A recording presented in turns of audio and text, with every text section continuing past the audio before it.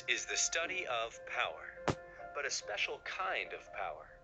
The power that humans exert over one another. A cannon may be powerful, but its power is only physical until a human takes control. It's then the cannon's power turns from physical to political. Politics as a discipline asks questions about power.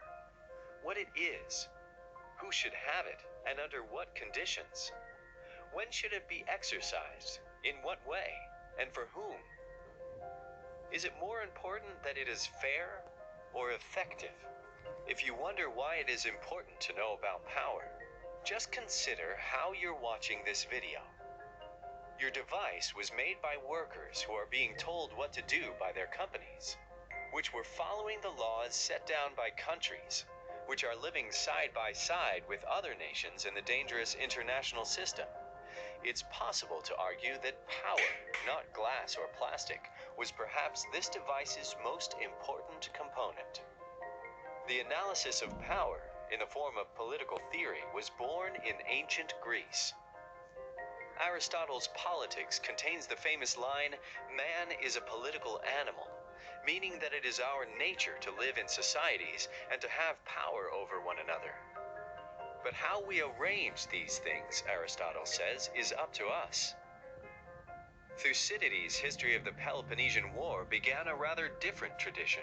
He looked at the realities of power relations between states, writing, "The strong do what they will, the weak suffer what they must." And so a division was born that still lasts to this day, between theorists of domestic politics, building a land of rules, and theorists of international relations, charting what seems to be an anarchy, a world where there is no acknowledged leadership and no guaranteed recourse to law. Over a millennium later, the birth of liberalism changed the face of political thinking forever. Social contract theorists such as Thomas Hobbes, John Locke, and Jean-Jacques Rousseau thought about how power was wielded in their societies, in which kings claimed it was their right to govern. They argued that government is only legitimate if the people want to be controlled. In effect, these thinkers flipped the political world on its head.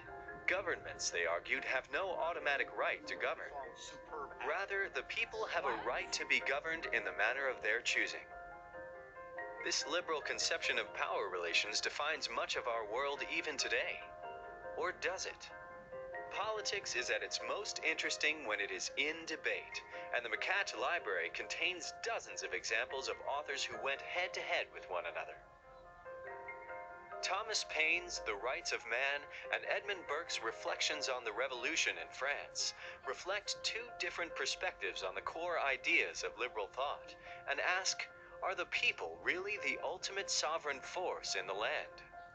We also examine two contrasting visions of the world in the wake of the Cold War. Francis Fukuyama's The End of History foresaw a liberal world order, united in prosperity and peace. Samuel Huntington's Clash of Civilizations predicted a world resentful of the seeming triumph of liberalism and more prone to conflict than ever.